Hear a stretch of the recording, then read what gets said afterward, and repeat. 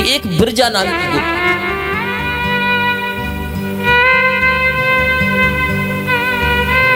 भगवान श्री कृष्ण उस बिरजा नाम की गोपी के साथ बैठकर चर्चाएं कर रहे थे। माताओं में एक विशेषता होती है, कभी कभी वैसे माताएं तो परम ज्ञानी हैं, लेकिन फिर भी कभी कभी माताएं अपने ज्ञान को नहीं जगा पाती। हर माताओं की ये इच्छा होती है कि हमारा पति हमारे अलावा किसी और स्त्री से बात ना करे। यदि हमारा पति हमारे अलावा किसी और स्त्री से बात करेगा तो हम बर्दाश्त, सब कुछ बर्दाश्त करते हैं। और माताओं की एक विशेषता होती है कि वो ये भी चाहती है कि हमारे सामने हमारा पति किसी और स्त्री की प्रशंसा भी ना करे। यदि किसी के पति ने आकर के ये कह दिया ना, अरे वाह वो तो बहुत सुंदर लगती है, तब तो समझ लो कि फिर तो श्री गणेश हो गया। यही तो नहीं सुनना। और यदि श्रीमती जी के सामने आकर के आपने ये कह दिया कि हे प्रिय तुम्हारे जैसा तो कोई दुनिया में है ही नहीं है, फिर तो आप घर में कुछ भी काम करा लो, चाहे पूरन पूरी बनवा लो, छप्पन व्यंजन बनवा लो, उनके पास जो रखा भी हो ना वो भी निकाल के दे देंगी।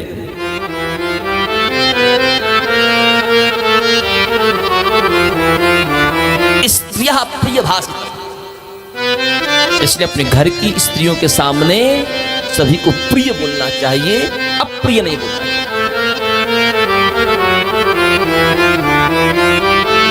भगवान श्री कृष्ण बिरजा नाम की गोपी के साथ बैठे हुए थे, बढ़िया चर्चाएं चल।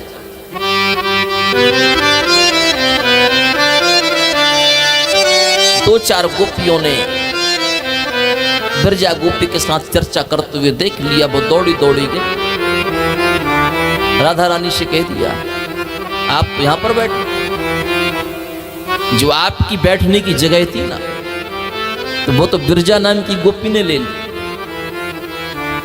अब तुम्हारा वहां कोई काम, तुमसे वो कोई प्रेम नहीं करते, सबसे ज्यादा प्रेम तो वो बिरजा से ही करते। भरोसा ना हो तो चल करके देख लो। गोपियों के साथ राधा रानी जी आई, देखा सुंदर सुंदर एक मंडप पर नाना प्रकार के पुष्पों की सुगंध, इत्र की सुगंध, आहा, गाय के पंचगव्य की सुगंध। सामने बिरजा बैठी है, इधर भगवान श्री कृष्ण बैठे हैं, एक दूसरे को देख करके मुस्कुरा रहे हैं। ये दृश्य देखते ही राधा रानी से रहा, कुपित होकर के आंख लाल हो गई क्रोध के कारण, दौड़ी दौड़ी वहां से चल पड़ी। भगवान श्री कृष्ण ने देखा कि हमको तो राधा रानी ने देख लिया, तो भगवान श्री कृष्ण वहां से अंतर ध्यान हो गए। बिरजा नाम की गोपी थर थर कांपने लगी, कहीं ऐसा ना हो कि हमारी स्वामिनी श्री किशोरी जी हमको कुछ गलत समझ बैठे, हम तो कुछ और चर्चा करने के लिए आई थी, लेकिन यदि उन्होंने कुछ गलत समझ लिया तो फिर हमारा जीना धिक्कार है। बिरजा नाम की गोपी ये सोच ही रही थी, परिणाम वही हुआ। राधा रानी जी अपनी सखियों को लेकर के एक अमूल्य रत्नों से निर्मित एक रथ था, इसमें हजारों पहिए थे, उस रथ में संपूर्ण व्यवस्थाएं, उस रथ में किशोरी जी बैठ गए। बिरजा नाम की गोपी की जो सखियां थी, उन्होंने हाथ जोड़कर के राधा रानी से प्रार्थना दी कि जो आप समझ रही हैं वैसा कुछ भी नहीं है, आप हमको और हमारी स्वामिनी को क्षमा कर दो। लेकिन किशोरी जी ने उनके इस प्रश्न का कोई उत्तर नहीं। जिस रथ में किशोरी जी अपनी सखियों के साथ बैठी थी, 10 योजन विस्तार का वो रथ था।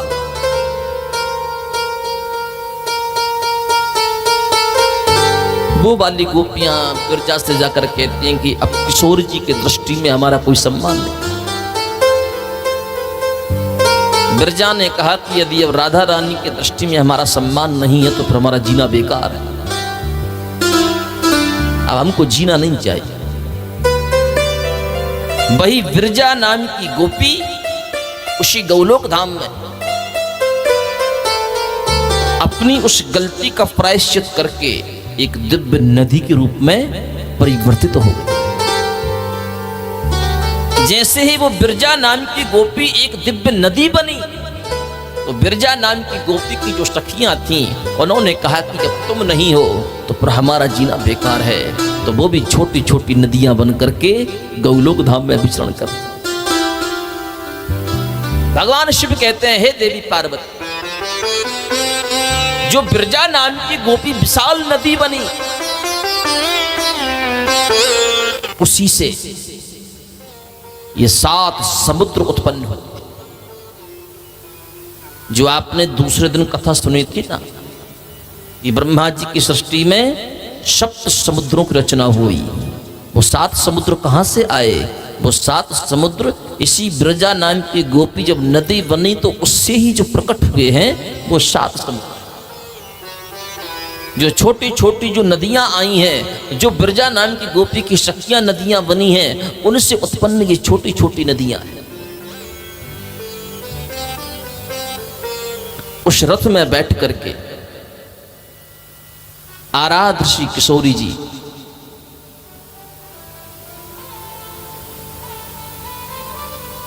अनंतांत वर्षों तक गौलोक धाम में विचरण करती रही। आज भगवान श्री कृष्ण राधा रानी से मिलने के लिए गए। बहुत समय हो गया किशोरी जी से मिले। तो जहां पर राधा रानी बैठी हैं, बाहर 2 गोपी खड़ी हुई हैं। उनकी बिना अनुमति के कोई अंदर प्रवेश ना करे, जिन्हें कहते हैं द्वारपाल। द्वारपाल के रूप में 2 गोपी खड़ी। भगवान श्री कृष्ण अपने गोप ग्वालों के साथ में थे। भगवान श्री कृष्ण के साथ में वो सुदामा नाम का गोप भी था, जो भगवान श्री कृष्ण के अंश से ही प्रकट था। उन गोपियों ने भगवान श्री कृष्ण को अंदर जाने से रोका, लेकिन भगवान किसी के रोक के नहीं रुके। गोपियों को साइड करके और बस सीधे चल पड़े। राधा रानी बैठी हुई थी। जैसे ही राधा रानी ने भगवान श्री कृष्ण को देखा, लाल लाल नेत्र, क्रोध रूपी अग्नि, खुले हुए केश, भगवान श्री कृष्ण के ऊपर गरज पड़े। प्रकृति करवट ले लेती है। राधा रानी भी एक प्रकृति है। जब राधा रानी भगवान श्री कृष्ण के ऊपर गरजी, क्रोधित हुई, तो भगवान श्री कृष्ण तो कुछ नहीं बोले, पर जो सुदामा नाम के गोप थे, उनसे ये बात सहन नहीं। तो सुदामा नाम के गोप राधा रानी पर क्रोधित हो गए।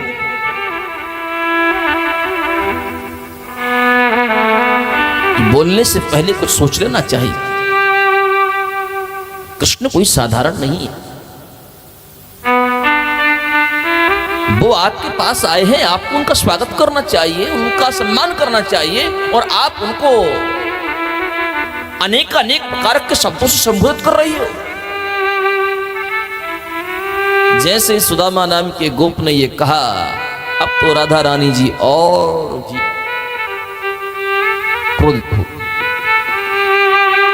श्राप दे डाला।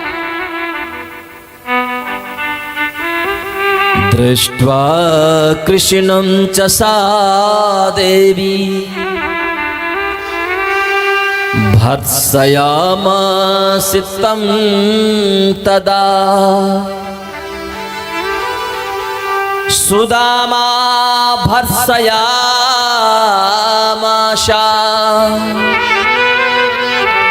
तथा कृष्ण सन्निधौ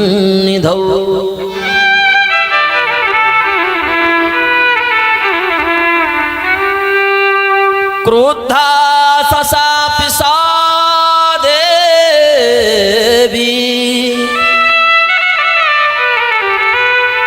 सुदामानं सुरेश्वरी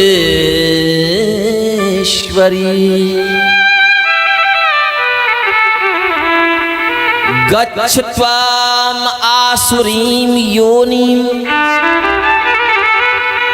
गच्छ दूरमतो द्रुतम्।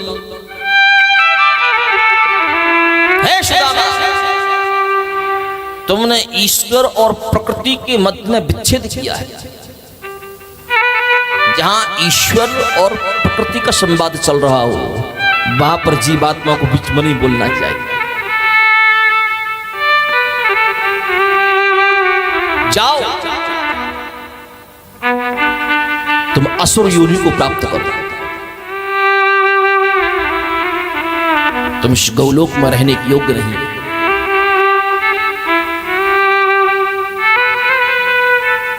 यह श्राप सुदामा नाम का गोप सुनकर बहुत दुखी हो, लेकिन सुदामा से नहीं रहा गया। सुदामा ने भी राधा रानी को श्राप दिया। शशापं तां सुदामा च त्वामितो गच्छ भारतम् भव गोपी गोप कन्या मुख्या भी स्वाभिरे बचा।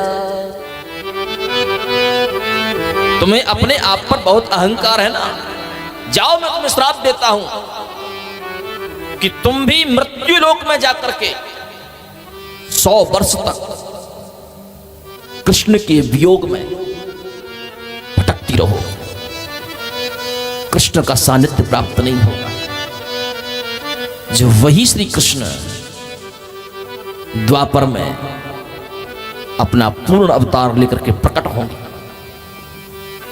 तब आपको उनका दर्शन होगा। सिर्फ दर्शन ही होगा, 11 वर्ष 55 दिन तक, और 11 वर्ष 55 दिन के पश्चात तुमको कृष्ण वियोग में फिर रहना पड़ेगा। ये सुदामा नाम की गोप ने राधा रानी को श्राप दे दिया। एक दूसरे ने एक दूसरे को श्राप दिया। कथा समझ में आ रही है? अब दोनों का क्रोध शांत हो गया। सुदामा नाम के गोप ने भगवान से प्रार्थना की कि प्रभु मेरी गति क्या होगी, मेरी मति क्या होगी। भगवान श्री कृष्ण कहते हैं कि जो तुमको श्राप मिला है,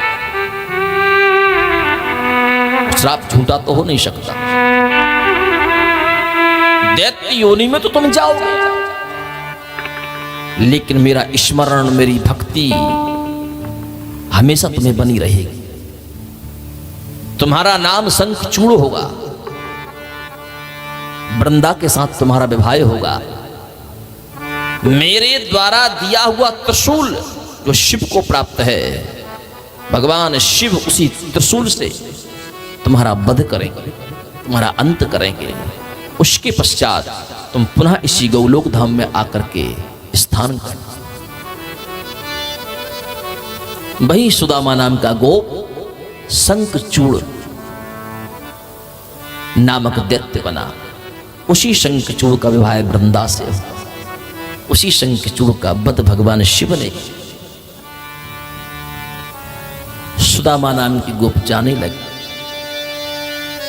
राधा रानी रोने लगी, पुत्र हमको छोड़ करके मत जाओ, पुत्र हमको छोड़ करके। भगवान ने कहा कि अब उसको जाना तो है, लेकिन वो वापस लौट करके जल्दी आए। सुदामा नाम का गोप चल पड़ा। कालांतर में द्वापर युग आया। उसी द्वापर में ब्रजमंडल में वृषभानु नामक जो गोप हैं, उन्हीं के यहां इन्हीं राधा रानी ने अवतार मनुष्य देह में। राधा रानी जी केवल वृंदावन में बरसाने में ही नहीं है, गौलोक धाम में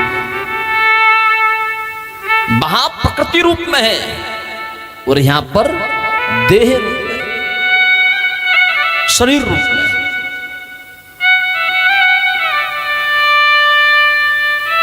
भगवान शिव कहते हैं, हे देव कि राधा जगाम बाराहे गोकुलम भारतम शती वृषभानोश्च वैश्यस्या सा च कन्या बभूवः। यही राधा रानी वृषभानु की कन्या बनकर के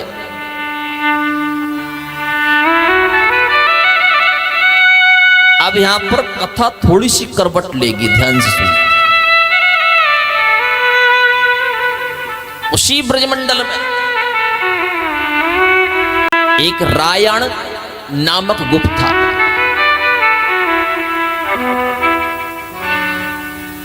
यशोदा मैया का भाई था।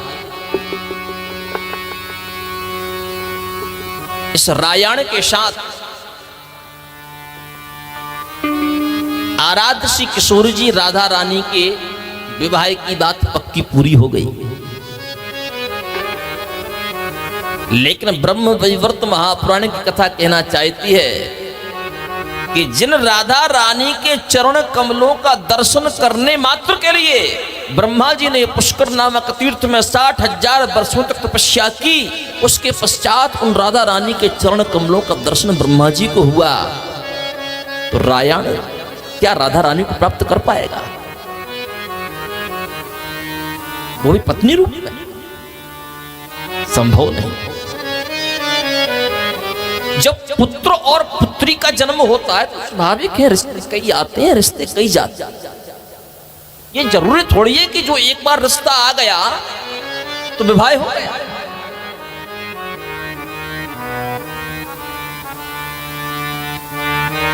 राधा रानी जी को पता चला कि मेरा विवाह इस रायण के साथ होना है,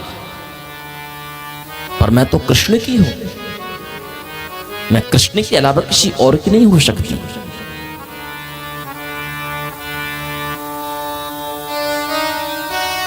तो यहां पर भगवान शिव लिखते हैं कि छायाम संस्थापित दिगे सांतरधान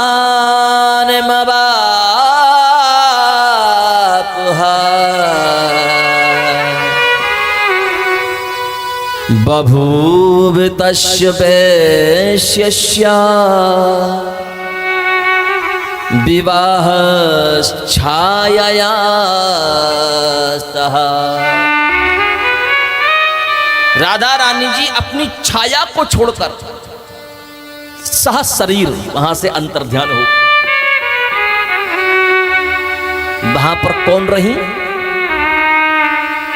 राधा रानी छाया के रूप में रही, राधा रानी नहीं रही। यहां पर राधा शब्द ही नहीं है। यहां पर स्पष्ट रूप से भगवान शिव पार्वती से कह रहे हैं कि छायाम संस्थाप तद गेह।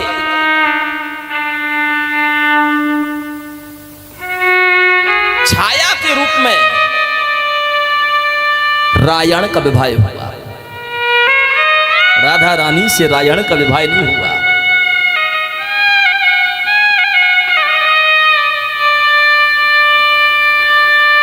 उसके पश्चात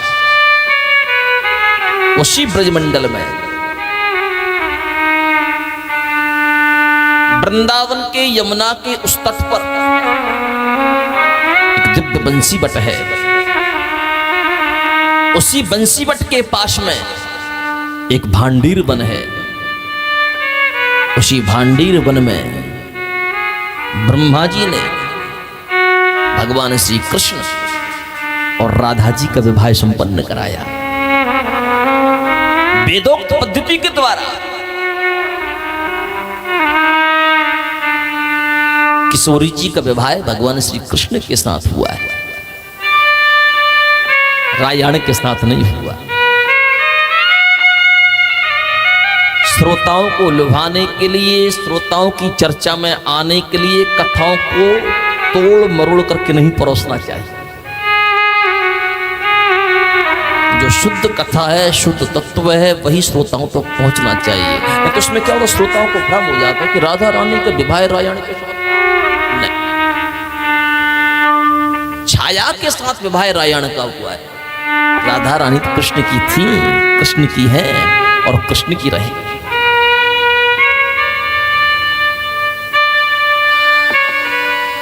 इसलिए मन में कभी भी संदेह। तो आइए आप हम सब मिलकर के उन्हीं किशोरी जी के चरणों में चलें, जो रास रासेश्वरी है, वृंदावनेश्वरी है, जो श्री कृष्ण की चित्त है, कृष्ण की चेतना है। कृष्ण के रोम रोम में श्री किशोर जी समाहित हैं। द्वारिकानाथ के हृदय में किशोर जी समाहित हैं। द्वारिकानाथ में, द्वारिका में भी मेरे द्वारिकानाथ रुक्मणी के साथ नहीं बैठे, अकेले बैठे। उनको पता था यदि गलती से मैंने यहां पर रुक्मणी को बिठा लिया, एक बार रूठी राधा रानी तो 100 वर्ष के बाद मिली, और द्वारिका में रुक्मणी को पास में बैठे देख लिया तो रूठ गई तो क्या होगा। इसलिए रुक्मणी जी से कहा कि तुमको तो मैं पंढरपुर में मिलूंगा, यहां पर मुझे अकेले रहे।